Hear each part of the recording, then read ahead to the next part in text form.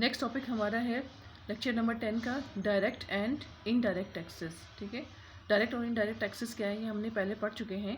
अब हमने देखना है कि इसके मेरिट्स और डीमेरिट्स क्या हैं, मतलब कि इसके एडवांटेजेस, फ़ायदे और नुकसानात जो है वो क्या हैं। सबसे पहले डायरेक्ट टैक्स क्या होता है। A tax is said to be direct when impact and incidents of a tax are on the same person, for example income tax. ठीक है, एक ऐसा टैक्स जिसका इम्पैक्ट और जिसका इंसिडेंस जो है वो एक ही बंदे पर होता है, मतलब कि जिसके ऊपर ये टैक्स जो है वो आता है वही इस टैक्स को पे करता है, इसके असरात भी उसी पे करने वाले पे, जिसको जो पे करता है इसी पर इसके असरात होते हैं। ठीक है, जैसे कि इनकम टैक्स जो है वो जिस बंदे के नाम पे आता है उसी को पे करना पड़ता है, उसी को इसका इम्पैक्ट भी फेस करना पड़ता है। इसके मेरिट्स या फ़ायदे क्या हैं। Number 1, it is more equitable. ठीक है, इक्विटेबल का मतलब होता है कि ज़्यादा फेयर है, ज़्यादा इंसाफ पसंद है। It is more equitable because people pay direct taxes in proportion to their income.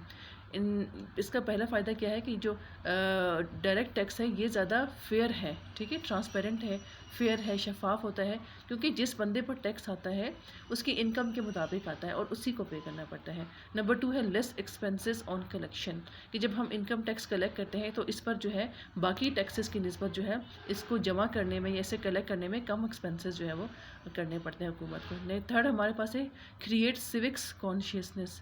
Civic consciousness का मतलब है कि सिविक का मतलब होता है सिटीज़न, किसी मुल्क के जो शहरी होते हैं उनको हम सिविक्स कहते हैं। सिविक कॉन्शियसनेस का मतलब है कि ये कि हर शहरी के दिल में शऊर पैदा करती है। ठीक है, क्रिएट सिविक कॉन्शियसनेस का मतलब है कि शऊर पैदा करते हैं। जिस तरह कि हर बंदा जो है, अगर घर में कोई बंदा उस पर रिस्पॉन्सिबिलिटी है कि वो अपने घर में पैसे खर्च करता है तो उसके अंदर सेंस ऑफ रिस्पॉन्सिबिलिटी ज़्यादा होती है बनस्बत दूसरे लोगों के। तो बिल्कुल इसी तरह जब हम टैक्स पे करते हैं तो हम अपने आप को ज़िम्मेदार शहरी जो है वो महसूस करते हैं। तो ये क्या चीज़ है consciousness, feeling and sense of responsibility arises among the citizen that they take active part in the affair of the state. जिस तरह हम घर में जब खर्च करते हैं, पैसा देते हैं, तो हमें लगता है कि हम घर के रिस्पॉन्सिबल बंदे हैं। बिल्कुल इसी तरह जब हम अपने मुल्क, ये मुल्क भी हमारा घर है, जब हम इसके लिए टैक्स पे करते हैं तो हमारे दिल में या शहरियों के दिल में ये शऊर पैदा होता है कि जी हम इस मुल्क के शहरी हैं और हम इस मुल्क की तामीर तरक्की में जो है वो हिस्सा ले रहे हैं। इसके डीमेरिट्स क्या हैं।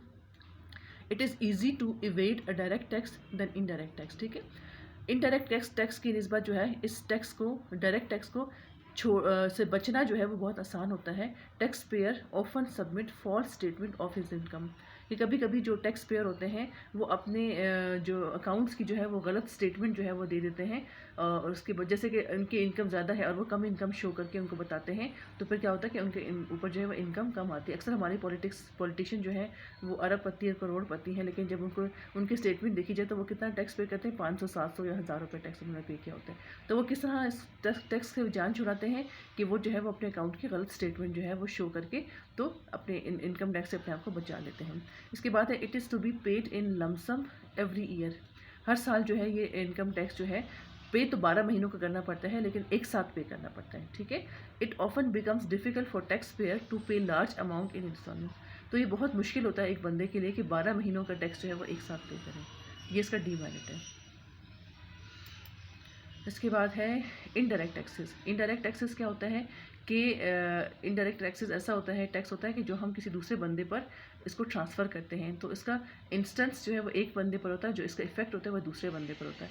इसको एक दफ़ा देख लेते हैं कि indirect taxes are those which are paid in the first instance by one person and then are shifted to on some other person, कि पहले इसको एक बंदा पे करता है और उसके बाद वो इसे किसी और पे शिफ्ट कर देता है। The impact is on one person but the incidence is on the other person. तो पे एक बंदा करता है और जो इसका इम्पैक्ट होता है वो दूसरे बंदे पर होता है। ठीक है, जैसे कि सेल्स टैक्स हमारे पास है, क्या कमोडिटीज़ टैक्स। सेल्स टैक्स कैसे पे करता है कि पहले जो बिजनेसमैन होता है, जो गुड्स एंड सर्विसेज बनाता है, वो क्या करता है कि हुकूमत को जो है वो हर नई मैन्युफैक्चर जो गुड होती है या सर्विस होती है उसके ऊपर टैक्स लागू होता है। तो वो टैक्स पहले कौन पे करता है, वो बिजनेसमैन जो होता है, जब वो फैक्ट्रीज़ में गुड्स मैन्युफैक्चर करता है वो उसके साथ उसके सेल्स टैक्स भी पे करता है हुकूमत को। लेकिन फिर क्या करता है, जब वो गुड्स सेल करता है तो वो टैक्स जो है उस टैक्स को जो है वो कंज्यूमर के ऊपर जो है वो डाल देता है और आखिर में जो फाइनल कंज्यूमर्स होते हैं वो अपनी प्रोडक्ट की प्राइस के साथ साथ जो है वो सेल्स टैक्स भी पे करते हैं। ठीक है, तो पे जो है वो बिजनेसमैन के ऊपर आता है, लेकिन वो पे किससे करते हैं, वो फाइनल कंज्यूमर से पे करवाते हैं। तो मेरिट्स क्या है कि it is impossible to evade indirect tax, ठीक है। जैसे डायरेक्ट टैक्स को इवेट करना, उससे बचना आसान होता है, लेकिन इनडायरेक्ट टैक्स से बचना बहुत मुश्किल होता है। The only way to avoid it is not to buy tax commodities, ठीक है। इससे बचने का एक ही तरीका है, वो ये है कि आप कमोडिटीज़ ख़रीदना बंद कर दें, जो कि इम्पॉसिबल है। हम हर ह्यूमन बींग्स को जो है वो ज़िंदा रहने के लिए मुख्तलिफ कमोडिटीज़ की ज़रूरत पड़ती है, नेसेसिटीज़ ऑफ लाइफ की ज़रूरत पड़ती है, तो हम पॉसिबल ही नहीं है कि हम टैक्स अवॉइड कर सकें। सेकेंड है, they are more convenient because consumers often does not know that he is paying tax. आप कहते हैं ये ज़्यादा कन्वीनियंट है इनडायरेक्ट टैक्स, क्यों? क्योंकि कंज्यूमर्स को पता ही नहीं होता कि वो टैक्स दे रहे हैं। अगर उनको, जैसे इनकम टैक्स जो है वो कन्वीनियंट नहीं है, क्योंकि कंज्यूमर को पता है कि जी भाई मैं 12 महीनों का इनकम टैक्स पे कर रहा हूँ, तो उनको बड़ी तकलीफ होती है टैक्स देते हुए। लेकिन जब इनडायरेक्ट टैक्स होता है या सेल्स टैक्स है, वो कंज्यूमर को पता ही नहीं होता कि हम टैक्स पे कर रहे हैं, इसलिए जो है ये कन्वीनियंट हम कह सकते हैं इसको।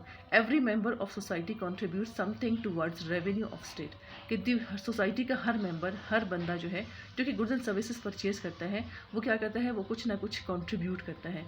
वो रेवेन्यू जो है वो स्टेट के लिए या अपने मुल्क के लिए जो है वो रेवेन्यू जमा करने में थोड़ा थोड़ा सा कंट्रीब्यूशन होता है उनका।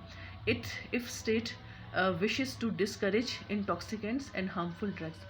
इंटॉक्सिकेंट का मतलब होता है नशावर जो है वो चीज़ें, या अल्कोहल से भरी हुई चीज़ें जैसे शराब, विस्की, वाइन वगैरह हो गया, या हार्मफुल ड्रग्स, ख़तरनाक किस्म की जो ड्रग्स होती हैं, अद्वियात होती हैं।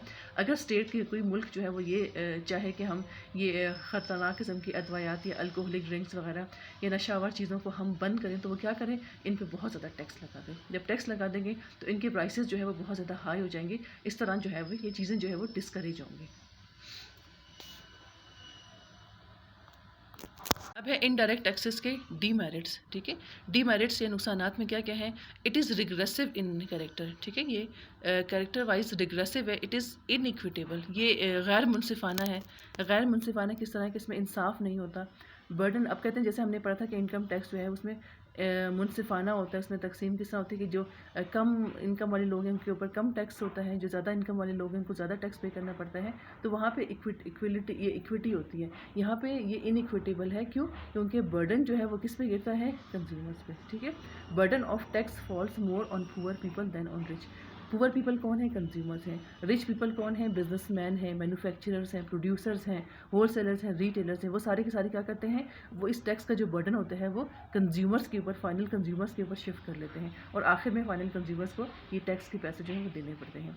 Indirect tax is also uneconomical. State has to spend large amount of money on collection of taxes. अब कह रहे हैं कि जी दूसरा इसका डिसएडवांटेज क्या है कि ये अनइकनॉमिकल है, मतलब कि इसमें बचत नहीं होती। इसको कलेक्ट करने पे बहुत ज़्यादा एक्सपेंसेस जो है वो इनकर करने पड़ते हैं हुकूमत को, ठीक है।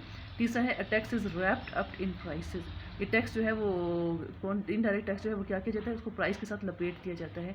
Therefore it does not create civic consciousness. हमने कहा था कि ये जो डायरेक्ट टैक्स है वो क्या शहरियों में शऊर पैदा करती है, लेकिन जो इनडायरेक्ट टैक्स है वो हम कैसे पे करते हैं, हमें पता ही नहीं होता कि हम इनडायरेक्ट टैक्स पे कर रहे हैं। हमें जो चीज़ों की कीमतों के साथ साथ इसको पे कर लेते हैं, लिहाजा ये शहरियों के अंदर कोई शऊर नहीं पैदा करती।